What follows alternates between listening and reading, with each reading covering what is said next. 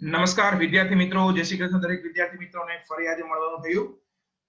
ભાગીદારી પેઢીની નોંધણી આજના આપણે જે ટોપિકની ચર્ચા કરવાની છે મિત્રો, એ છે registration of a partnership firm. My dear friends, ભાગીદારી પેઢીની નોંધણી.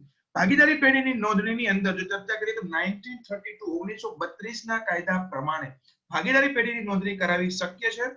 પેઢીની નોંધણી કરાવી ફરજિયાત હોતી નથી, પરંતુ વિદ્યાર્થી મિત્રો જો આપણે ભાગીદારી પેઢીની નોંધણી ન કરાવીએ તો આપણને ઘણા બધા ગેરલાભ આપણી પેઢીને થઈ શકે છે. પેઢી કે રાજ્યમાં સ્થપાયેલી હોય તેવા રાજ્યના રજિસ્ટ્રાર પાસે, રાજ્યના સરકારે નિમેલા નોંધણી અધિકારી એટલે કે રજિસ્ટ્રાર, એની પાસે તમારે જઈ અને નોંધણી કરાવવી પડે છે. નોંધણીની અંદર ઘણા બધા પત્રકો, તમારે ડોક્યુમેન્ટ્સ આપવા પડે છે. નોંધણી કરાવવા માટે નિયત પત્રકમાં જરૂરી વિગતો ભરવી પડે છે. વિગતો ભર્યા પછી બધા જ ભાગીદારોની સહી, જરૂરી ફી ભરવી પડે છે. ત્યાર પછી સાથે અમુક જે પત્રકો છે, ડોક્યુમેન્ટ છે, એ વ્યવસ્થિત તમારે રજિસ્ટ્રારને એટલે કે રાજ્યના સરકારે નિમેલા નોંધણી અધિકારી વ્યક્તિને તમારે આ ડોક્યુમેન્ટ આપવા પડે છે.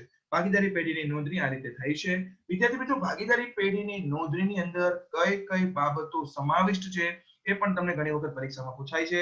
નોંધણી સમાવિષ્ટ જે પત્રકો, બાબતો છે, જે વિગતો છે, એ વિગતોની જો ચર્ચા કરીએ તો પેલું પેઢીનું નામ અને એનું સરનામું, ત્યાર પછી પેઢીની કેટલી શાખાઓ છે, ત્યાર પછી ભાગીદારોના નફા અને નુકસાનનું પ્રમાણ, ત્યાર પછી દરેક ભાગીદારના પ્રવેશની તારીખ, કયો ભાગીદાર કઈ તારીખે જોડાયેલો છે, ત્યાર પછી ભાગીદારોના નફા નુકસાનનું પ્રમાણ, ત્યાર પછી ભાગીદારી મૂડી અંગેની વિગતો અને ત્યાર પછી પેઢીની મુદત. ફરી રિપીટ કરું વિદ્યાર્થી મિત્રો, નોંધણી પત્રકમાં જે સમાવિષ્ટ બાબતો છે એ છે પેઢીનું નામ તથા સરનામું, પેઢીની શાખાઓ, ભાગીદારોના નફા અને નુકસાનનું પ્રમાણ, દરેક ભાગીદારના પ્રવેશની તારીખ, ભાગીદારના નફા નુકસાનનું પ્રમાણ, ભાગીદારના મૂડી અંગેની વિગતો, પેઢીની મુદત અને આના કરતા પણ સવિશેષ ઘણી બધી બાબતો જે નોંધણી પત્રકની અંદર, ભાગીદારી પેઢીનું જે નોંધણી પત્રક છે એની અંદર નોંધવામાં આવે છે.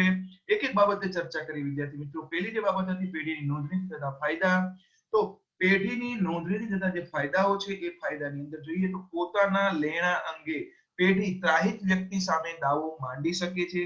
ત્યારે દાવો માંડી શકે જ્યારે પેઢીની શું થઈ હોય, નોંધણી.